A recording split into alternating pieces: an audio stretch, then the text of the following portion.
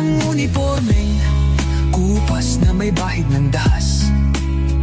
Dudublihin ko sahod nyo, wag na kayo lumihis ng landas. Hulihin nyo mga gumagawa ng masama, kahit pangalan ko nakataya. Akong bahala sa kaso nyo, basta kayo ang nasa tama.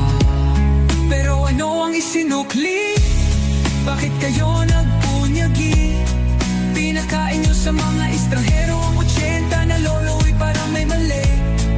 Pagkatapos ay angat ang inyong moral na dating mabababa. Grabe ang isinukli, parang dumukot ng tae. Tapos nilagay sa kamay, sabay sampa.